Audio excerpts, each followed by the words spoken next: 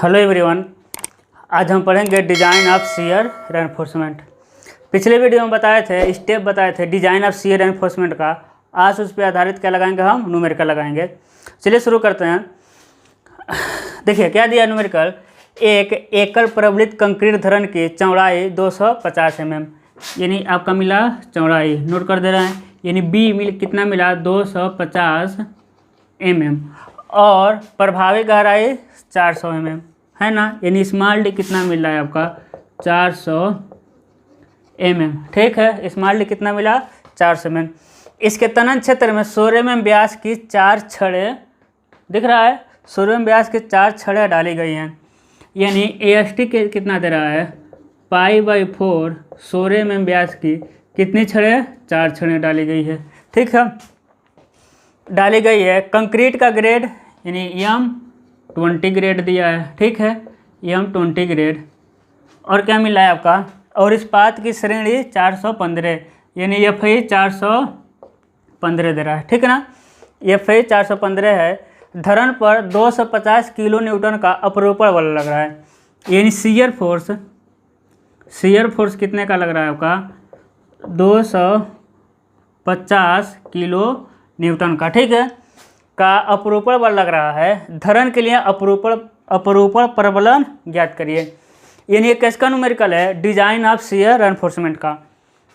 और समझिए, shear reinforcement का न्यूमेरिकल लगाने से पहले हम आपको लिखवाए थे जो स्टेप, आपको याद है कि नहीं, हम उसका क्विक रिवीजन कर रहे हैं। ठीक है, सबसे पहले हम क्या ज्ञात किए थे, टाउ भी, यानी nominal determine nominal shear stress क्या था, VU/BD। अब डिजाइन स्टेप जो लिखे होंगे उसको खोल के देखते रहिए। क्या है फार्मूला, टाउ भी इक्वल टू VU/BD, जहाँ VU क्या है फैक्टर्ड शियर फोर्स, या उसे कह सकते हैं डिजाइन शियर फोर्स। लेकिन आपके पास क्या मिला है, सिर्फ शियर फोर्स मिला है। आपको अभी फैक्टर्ड शियर फोर्स या फिर डिजाइन शियर फोर्स नहीं मिला है। अब उसको हम कैसे डिजाइन में बदलेंगे उसको देखेंगे हम। देखिए, सबसे पहले टाउ भी निकालिए VU/BD। उसके बाद निकाले थे टाउ सी कैसे निकाले थे, हम परसेंटेज निकाले थे इस्पात का, कैसे P = 100 AST/BD। उस इस्पात के परसेंटेज के आधार पर हम क्या ज्ञात कर लिए थे, सारणी से हम ज्ञात करेंगे टाउ सी का मान, है ना। वो हम सब सिखाएंगे आपको। उसके बाद टाउ सी निकालने के बाद हम क्या करेंगे, दोनों का कंपेयर करेंगे। कंपेयर किए होंगे आपके स्टेप में तो दो कंडीशन मिला होगा, case first case second. Case first क्या था, ये टाउ सी का मान टाउ भी से बड़ा हो गया तो हमको कोई रेनफोर्समेंट लगाने की ज़रूरत नहीं है। हम बस क्या लगा देंगे, मिनिमम शियर रेनफोर्समेंट डालेंगे अपने हम संतोष के लिए, फ्यूचर को देखते हुए। यदि टाउ भी का मान टाउ सी से अधिक आ गया तब हम क्या लगाएंगे, शियर रेनफोर्समेंट की आवश्यकता पड़ेगी, या उसको हम कह सकते हैं general shear reinforcement is required, या शियर रेनफोर्समेंट इज रिक्वायर्ड, कुछ भी कह सकते हैं। प्लस उसके साथ साथ हमको मिनिमम शियर रेनफोर्स तो डालना ही डालना है। यही आपका कंडीशन था। उसमें छोटे छोटे कुछ फार्मूले से उसको हम देखेंगे, न्यूमेरिकल में समझेंगे। अब डिज़ाइन स्टेप खोल कर रखिएगा। और देखिए न्यूमेरिकल क्या है कि यहाँ से न्यूमेरिकल आपको काफ़ी अच्छे न्यूमेरिकल मिलेंगे। तो RCC के न्यूमेरिकल लगाते समय दो बात को याद रखना है। एक तो आपको सारणी देखना आना चाहिए, है ना। तो सारणी देखना कोई बड़ी बात नहीं है, वो हम सिखा देंगे आपको सारणी कैसे देखना है। दूसरी बात क्या है, वो पहले आना चाहिए आपको कैलकुलेटर चलाना। कैलकुलेटर फास्टली चलाना, कैलकुलेटर चलाना नहीं आना चाहिए, कैलकुलेटर तेज़ चलाना आना चाहिए, है ना। क्योंकि आपके एग्जाम में मैक्सिमम न्यूमेरिकल ही आएगा, तो इसको तेज़ जो आपका न्यूमेरिकल जल्दी कैलकुलेट करेगा वो नंबर गेन कर सकता है ना। तो आपको कैलकुलेटर चलाना आना चाहिए। और कैलकुलेटर तो हम सिखाएंगे नहीं यहाँ से, है ना। ऑफलाइन में रहते थे तो सिखा भी देते थे। बहुत कुछ कैलकुलेटर में होता है, लोग थर्ड ईयर पास कर जाते हैं, पता ही नहीं चलता है कि ये भी फंक्शन रहता है। तो कैलकुलेटर आपको खुद सीखना पड़ेगा। ठीक है, चलिए न्यूमेरिकल को शुरू करते हैं। देखिए, धरन की चौड़ाई दिया है 250 mm, देख लेते हैं, बना दे रहे हैं आपको फिगर। यानी एक M मिला धरन की चौड़ाई 250 mm, और प्रभावी गहराई कितना दे रहा है 400 mm। और क्या 4 छड़ें डाल रहा है ना। कितने mm व्यास की, 16 mm व्यास की 4 छड़ें। कंक्रीट का ग्रेड कितना, M20। स्टील का ग्रेड FE 415। इसमें शियर फोर्स कितना आ रहा है 250 किलो न्यूटन का। अब चलिए हम क्या निकालेंगे, देखिए M20 ग्रेड से हमको क्या पता चल गया, FC के कितना है 20 न्यूटन प्रति एम है। स्क्वायर। एफ है 415 से एफ वाई हमको पता है 415 न्यूटन प्रति एम स्क्वायर। अब चलिए हम क्या निकालते हैं, एरिया ऑफ टेंशन रेनफोर्समेंट। चलिए कैलकुलेट करते हैं।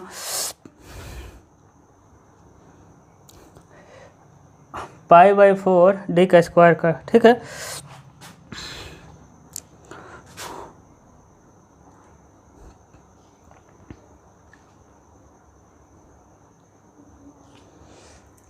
सोरे का स्क्वायर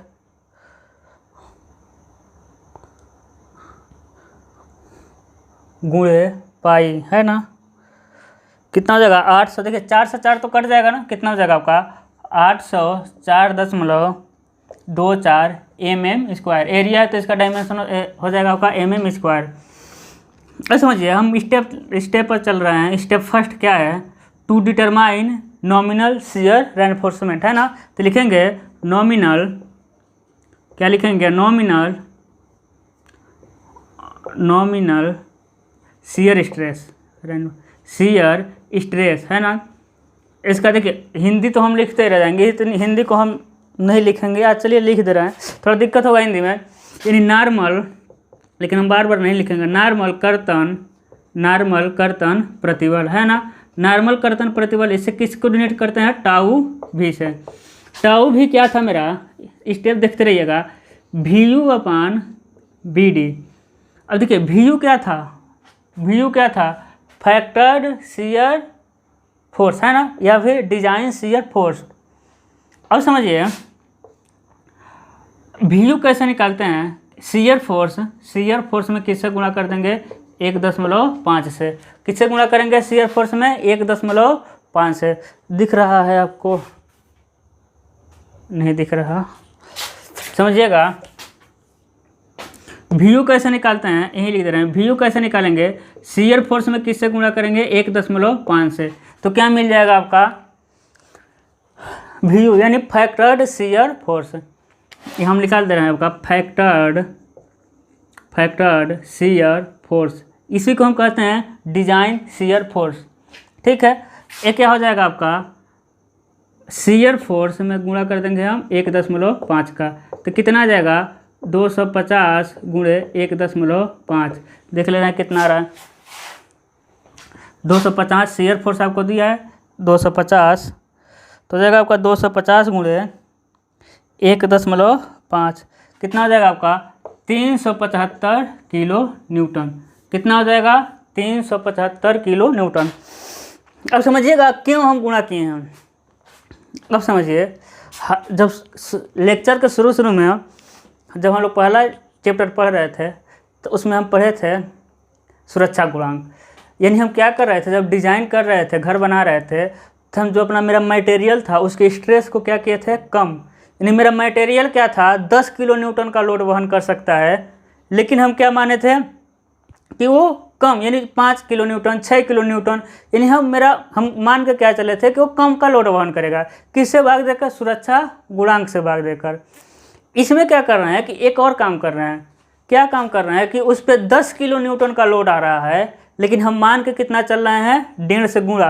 कहने का मतलब उस पर कितने का लोड आएगा, शियर फोर्स आएगा 250 किलो न्यूटन का शियर फोर्स आएगा। लेकिन हम क्या करेंगे, जब डिज़ाइन करेंगे तो हम मानेंगे कितने का शियर फोर्स आ रहा है, 375 का। तो इससे दो फायदा है। अब समझिए आपका स्ट्रक्चर कितना मजबूत होगा, समझिएगा। एक तो आपका लोड ज़्यादा ले रहा था तो स्ट्रेस ज़्यादा दे रहा था, स्ट्रेस को रिड्यूस किए हैं सुरक्षा गुणांक से भाग देकर।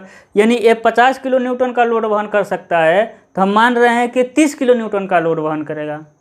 समझ रहे हैं, है ना। इसमें क्या कि हम 50 किलो न्यूटन का लोड वहन करेगा, तो हम मान ले रहे हैं कि 30 किलो न्यूटन का लोड वहन कर रहा है।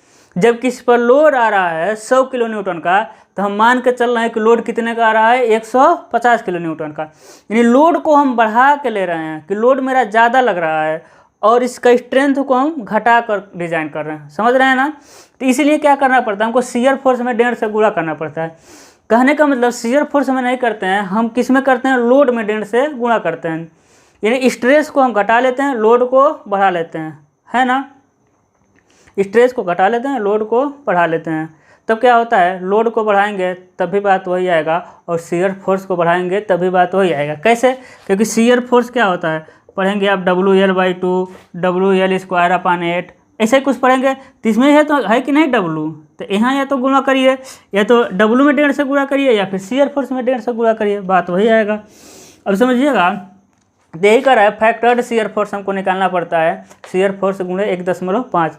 आपको क्वेश्चन समझ आया होगा। अब देखिए आपकी वीडियो क्वालिटी भी अब अच्छी लग रही है। अब देखिए शुरू में थोड़ा दिक्कत होता है, कोई भी काम जब नया शुरू होता है तो दिक्कत होता है। अब मैक्सिमम चीज़ें सेटल हो गई हैं, ठीक है, तो बहुत आराम से, क्योंकि मेरे पास शुरू में जो वीडियो बना रहे थे तो मोबाइल से, अभी भी मोबाइल से ही बन रहा है, तो उसमें क्या था कि स्टोरेज कम था, जल्दी बोलते थे, जल्दी सेट आउट करते थे। अब क्या है कि स्टोरेज इसका ज़्यादा है, तो हम आराम से पढ़ेंगे, अब कोई दिक्कत नहीं होगा। मैक्सिमम चीज़ें अब साल हो गई हैं, तो हम अब आराम से पढ़ेंगे। इस चैप्टर के बाद हम आपका शुरू कर देंगे ड्राइंग, RCC का ड्राइंग, ठीक है, तो खुश हो जाइए।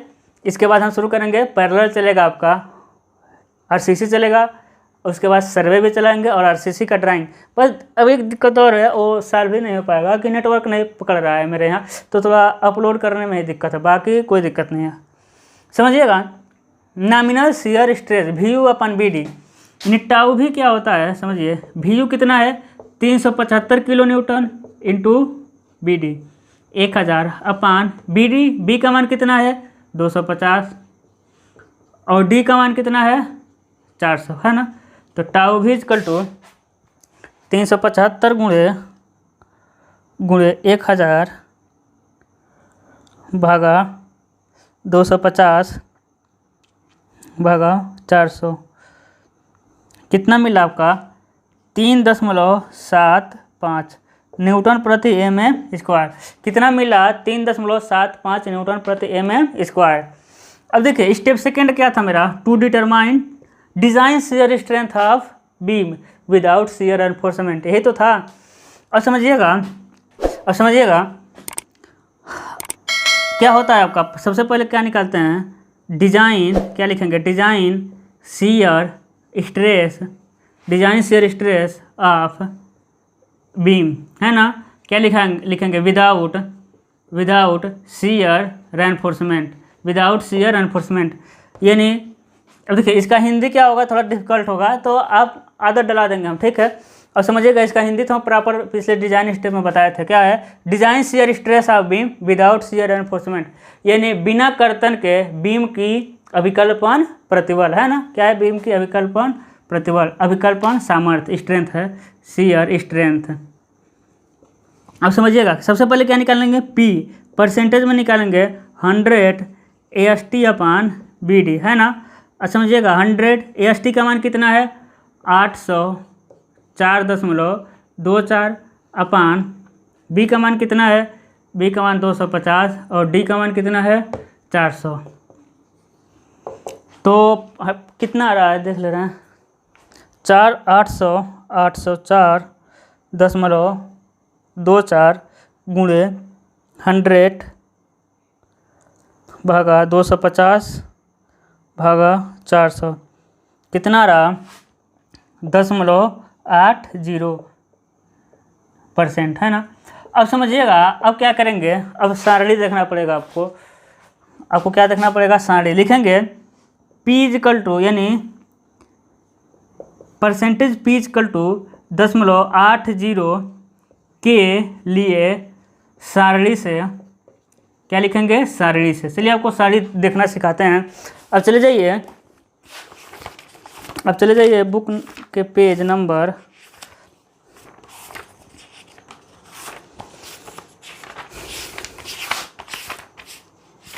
88।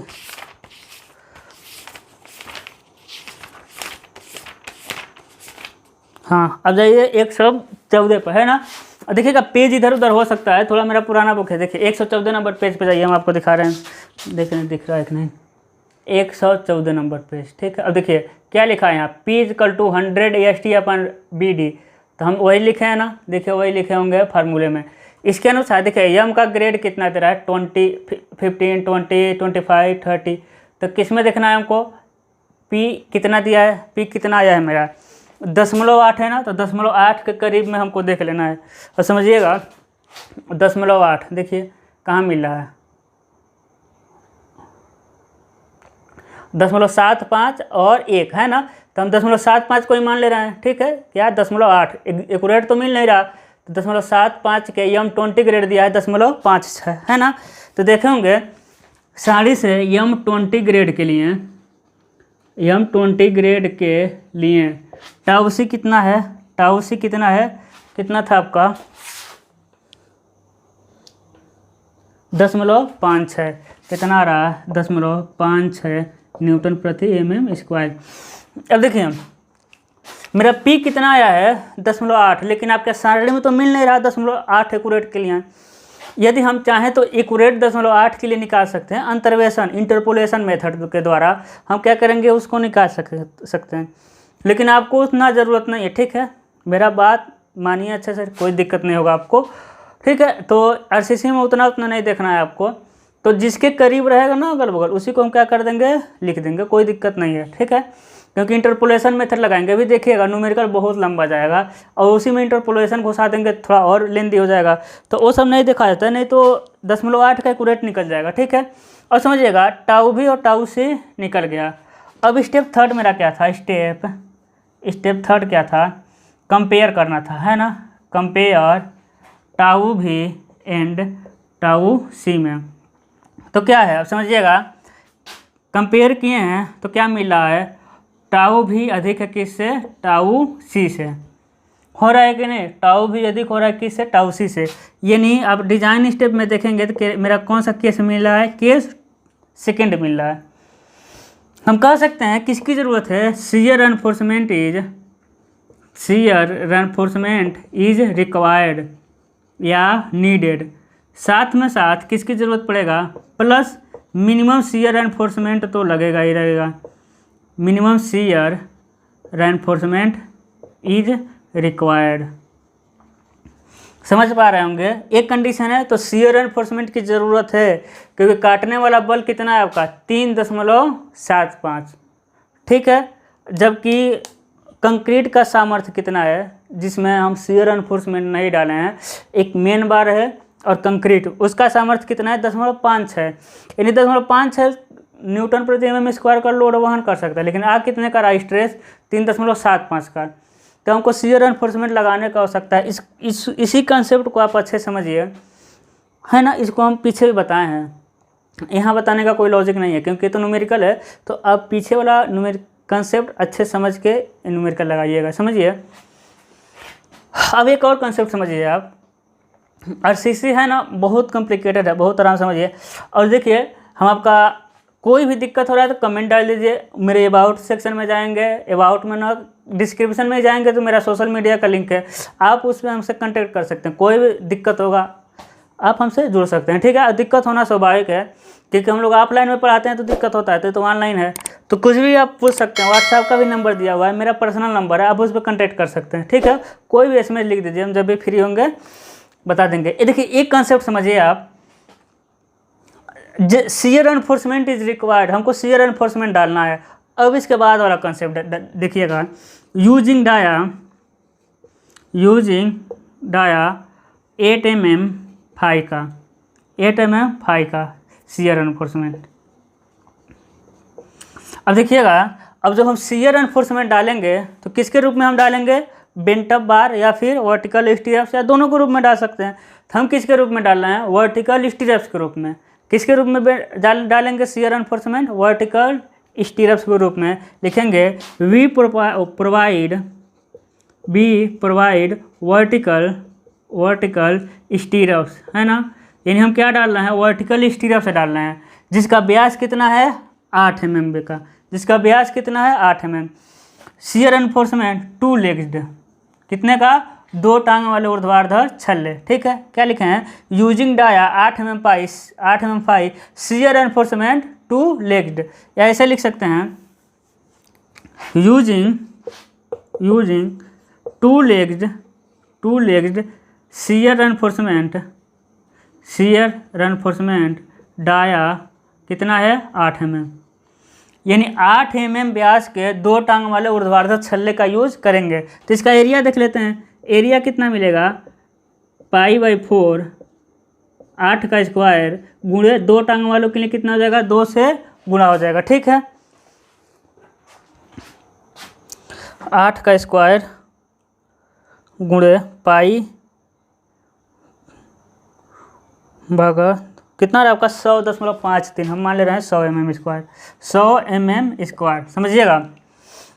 अब 2 टांग वाले छल्ले क्या है, यही तो आपके 2 टांग वाले छल्ले हैं, तो सब बता चुके हैं। 1 टांग हो गया, 2 टांग हो गया, इसलिए हम किससे गुणा कर दिए, 2 से, क्योंकि ये भी लोड को लेगा और ये भी लोड को लेगा, है ना। π/4 जितना मान लीजिए कितना बताया था, वर्टिकल स्टीरअप्स कितना ले सकते हैं आप, 6 से 12 mm बताए थे। 6 से 12 mm हम कितना ले रहे हैं, 8 mm व्यास का, कोई दिक्कत नहीं है। अब समझिएगा, अब कितने दूरी पर हम वर्टिकल छल्ले लगाएंगे, है कि नहीं। तो लिखेंगे स्पेसिंग ऑफ शियर रेनफोर्समेंट, यानी ऊर्ध्वाधर छल्लों का अंतराल। कौन सा अंतराल, SB2। क्या बताए थे आपको, फार्मूला याद करिए, 0.87 FY/SB D/VUS बताए थे आपको, VUS याद था। अब समझिएगा कंसेप्ट एक, SB2 इक्वल टू क्या हो जाएगा, 0.87 गुणे FY कितना है, 415 है, FY 415, SB कितना है 100, D का मान कितना है 400, है ना। देखिए सब डाटा मिला है आपको, D 400 अपान VUS आपके पास नहीं है। एक क्या है आपका, VU है, लेकिन VUS नहीं है। अब देखिए VUS पिछले वाले स्टेप में हम निकलवाए थे, निकाल रहे हैं। क्या होता है, क्या होता है आपका, VU minus τC into BD, SB2। अब देखिए एक क्या चीज़ है, अभी हम बता रहे हैं आपको, 0.87 415 गुणे 100 अपान इंटू 400 अपान क्या हो जाएगा, VU का मान कितना है 375 किलो न्यूटन, है ना, 375 किलो न्यूटन अपान τC कितना है, दशमलव कहाँ गया, 0.56 गुणे B का मान कितना है, B का मान 250, स्मॉल d का मान कितना है 400। देखिए हम फाइनल कैलकुलेट करके बता रहे हैं SB2 का मान। उससे पहले समझिएगा ये VUS क्या है, VUS समझिएगा, VU क्या है, समझिए VU क्या है, VU है आपका क्या है, कर्तन बल, है ना। किनारे वाला बल था क्या है, कर्तन बल। जबकि τC इंटू BD क्या है, τC इंटू BD क्या है आपका, बीम का क्या है, बीम का सामर्थ्य। कैसे समझिएगा, और समझिए τV इक्वल टू क्या होता है, τV equal to VU upon BD होता है कि नहीं।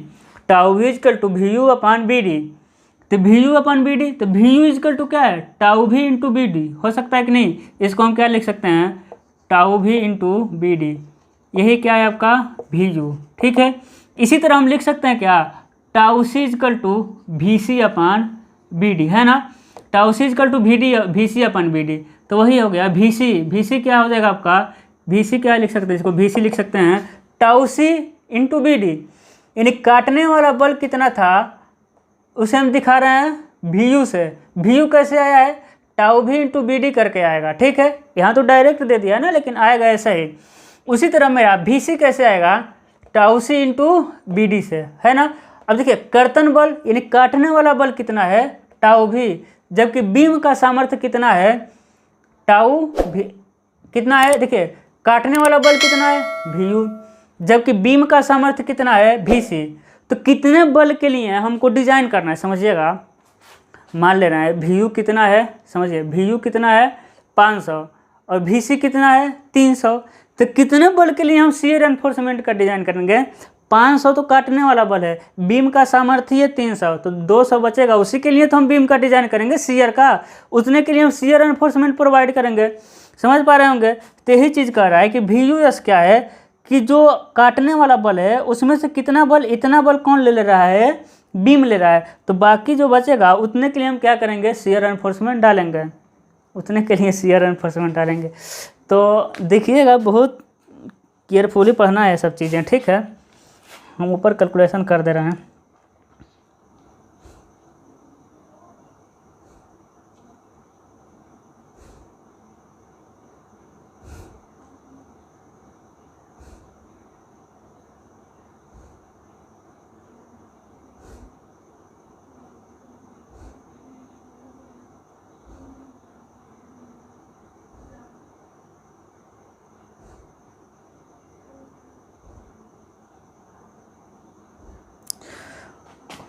दिख रहा है आपको, ठीक है। नीचे आ रहा है आपका मान 319,000। ऊपर कितना आ रहा है देख ले रहे हैं, 0.87 गुणे 415 गुणे 100 गुणे 400, कितना आ रहा है आपका 14,442,000, ठीक है। 14,442,000। तो SV2 कितना आ जा रहा है, SV2 आ जाएगा 319,000 45.27, यानी 45.27 mm दिख रहा है आपको। हाँ ठीक तो है, ठीक है। समझिएगा,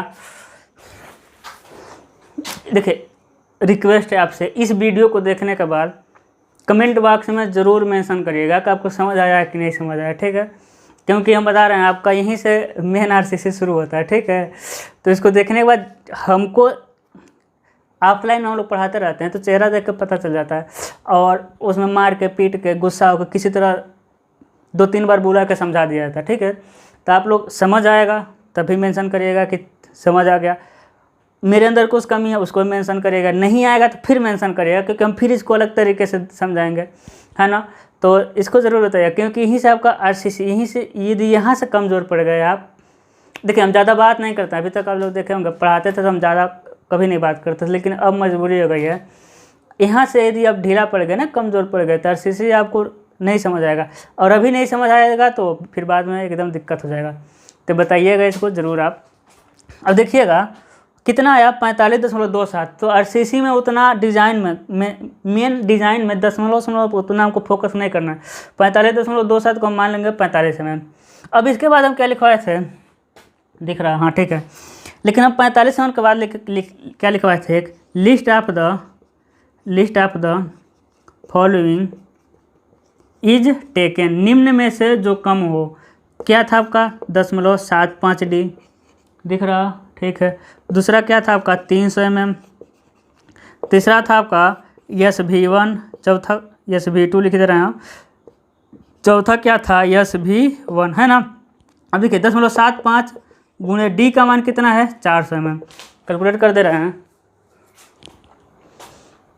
0.75 गुणे 400 mm कितना आ जाएगा आपका 300 mm, ठीक है। उसके बाद 300 mm है। SV2 कितना आया आपका 45 mm।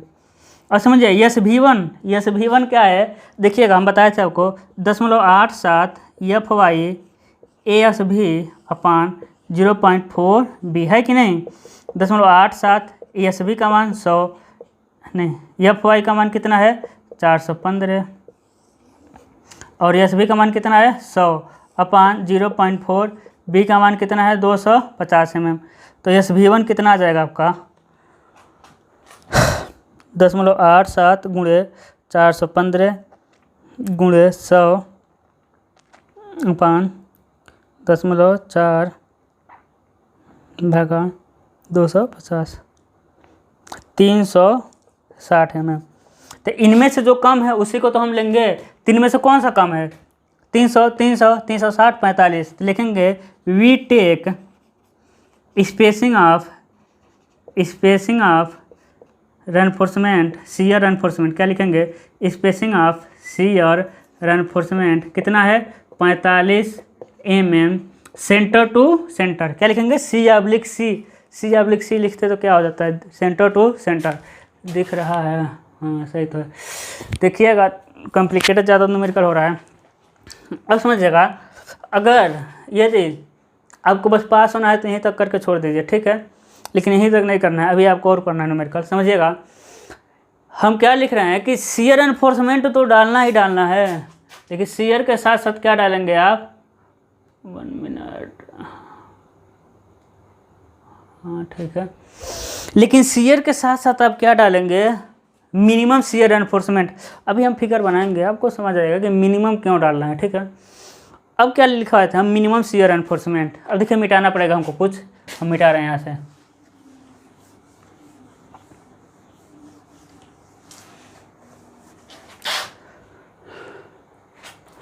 देखिएगा, स्पेसिंग ऑफ, फिर लिखेंगे, क्योंकि यहाँ से हम मेंशन कर चुके हैं ना, शियर एनफोर्समेंट इज रिक्वायर, तो ये सब अभी तक हम प्रोसेस किसका किए थे, शियर एनफोर्समेंट के लिए। अब लिखेंगे स्पेसिंग ऑफ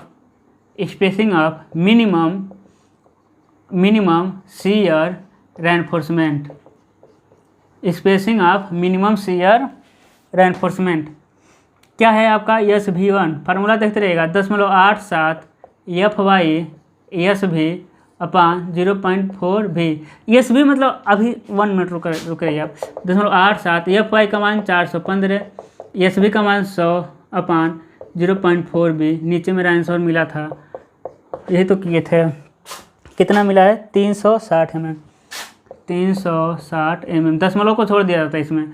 अब इसमें भी लिखेंगे list of the following is taken, निम्न में से जो कम हो। क्या था आपका 10.75D, दूसरा क्या था 300 था, तीसरा क्या था SV1 है ना। SV1 कितना मिला है आपको 360 mm, 10.75 गुणे D का मान 400, एक कितना मिला था पीछे 300 mm। तो क्या लिखेंगे, we take 300 mm centre to centre, है ना। इन तीनों में से कम क्या कौन सा है 300 mm, इससे अधिक पर नहीं डालेंगे। अब समझिएगा, आपको हम फिगर समझा रहे हैं, देखिएगा, नोट कर लिए होंगे, हम मिटाएंगे इसको अब, ठीक है।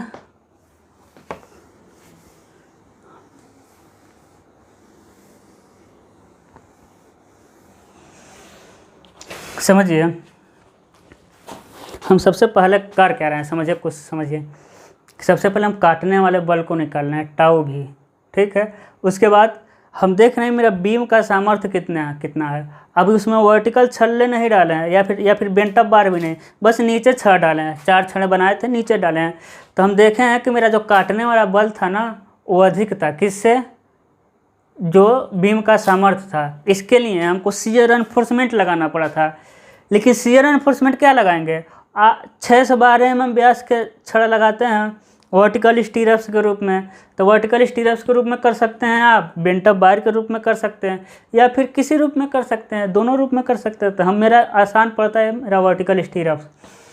तो हम जितने के लिए लेकिन कितने के लिए हम शियर एनफोर्समेंट डालेंगे भाई, VU तो आ रहा था, लेकिन कुछ सामर्थ्य था ना किसका, कंक्रीट का, तो वही हम घटाए हैं कि ये क्या था, काटने वाला बल। बचाने वाला बल क्या था, घटा दिए। तो 500 का मान ले रहे हैं कि काटने वाला आ रहा था, बचाने वाला कितने का आ रहा था, इतने का आ रहा था। तो हम क्या किए, उतने के लिए शियर एनफोर्समेंट लगाए। अब खुद समझिए, यदि VU का मान बढ़ेगा, समझिएगा, यानी इतने का मान यदि बढ़ेगा कैसे बढ़ेगा, VU का मान यानी काटने वाला बल का मान बढ़ेगा तब भी ये बढ़ेगा, या फिर बचाने वाला बल बीम का सामर्थ्य का मान घटेगा, इसका मान घटेगा तभी नीचे का मान बढ़ेगा। जैसे नीचे का मान बढ़ेगा इसका मान कम होगा कि नहीं होगा, खुद सोचिए। नीचे का मान बढ़ने से इसका मान क्या होगा, कम होगा। यानी आपका इसका मान कम होने का मतलब क्या है, इसका मान कम होने का मतलब और नज़दीक हमको छड़ लगाना पड़ेगा, है कि नहीं। इसका मान कम होगा ना, इसका मान बढ़ने का मतलब इसका मान कम होगा, यानी और नज़दीक छड़ लगाना पड़ेगा। स्पेसिंग है ना, सेंटर टू सेंटर डिस्टेंस है। इसका मान कैसे बढ़ेगा, या तो काटने वाले का बल का मान बढ़ जाए, या फिर उसका बीम का सामर्थ्य घटेगा तभी तो बढ़ेगा। तो उसके लिए क्या करना पड़ेगा, हमको और नज़दीक छड़ लगाना पड़ेगा, यानी वर्टिकल स्टीरअप। इसका मान घटेगा, नीचे का मान घटेगा तो इसका मान बढ़ेगा। नीचे का मान कैसे घट सकता है, या तो बीम का सामर्थ्य बढ़ जाए तभी घटेगा, या फिर एक घट जाए तब भी घटेगा। तो बीम का मान घटेगा, इसका मान घटेगा तो इसका मान बढ़ेगा, यानी छड़ को और दूर लगाएंगे, है ना। अब समझिएगा, हाँ आपको फिगर बना दे रहे हैं।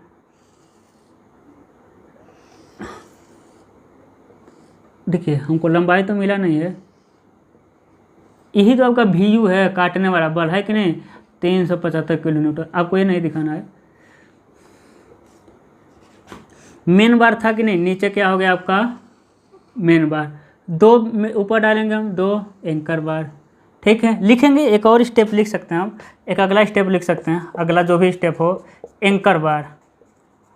एंकर बार लिखेंगे, 8 से 12 mm होता है ना, 10 mm ले रहे हैं, 10 mm व्यास के 2 छड़ ऊपर दोनों कोनों पे डाल देंगे, दोनों कोनों पर डालेंगे। ठीक है, डाल देंगे, डाल दीजिए। ऊपर क्या हो गया एंकर बार। अब समझिएगा जो 45 mm आया था ना, देखिए 45 mm 45 mm 45 mm 45 क्या है, इनकी बीच की दूरी, इनकी बीच की दूरी कितना है 45। इधर से भी देखिए 45 mm 45 mm 45 mm 45, ये कुछ कितना रहेगा 45। जैसे इधर आएंगे दूरी का मान बढ़ता जाएगा, 50 mm 50 mm 55 mm 60 300। अब समझिए अब इस तरह क्यों किए हैं, ये सब आपको बता चुके हैं, क्योंकि किनारे पर मेरा क्या आता है, शियर फोर्स का मान अधिक आता है। मेरा टूटेगा तो कहाँ टूटेगा, किनारे पर टूटेगा।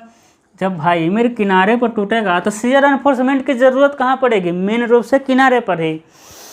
तो बीम में क्या किए हैं, किनारे पर एकदम नज़दीक छड़ को लगा दिया है ना। तो जो हम निकालते हैं यहाँ जो निकाले हैं, यहाँ निकाले हैं SV2 यानी ये निकाले हैं। ठीक है, ये किसके लिए है, एक किनारे के लिए है, नज़दीक। जबकि बीच में तो शियर फोर्स आपका है ही नहीं है, बीच में शियर फोर्स है नहीं, कुछ नहीं है, शियर फोर्स 0 है, बीच में धरन टूटेगा ही नहीं। लेकिन बीच में टूटेगा नहीं तो ऐसा थोड़ी कि हम छोड़ देंगे, नहीं ना। तो वहाँ क्या लगा देते हैं, अपने सुरक्षा के अनुसार हम मिनिमम शियर एनफोर्समेंट डालते हैं। मिनिमम, कम से कम शियर एनफोर्समेंट डालेंगे। कम से कम शियर एनफोर्समेंट कब डालेंगे, जब उसके बीच की दूरी बढ़ाएंगे तब। तो देखिए यही कंसेप्ट आपको न्यूमेरिकल में सवाल आया है।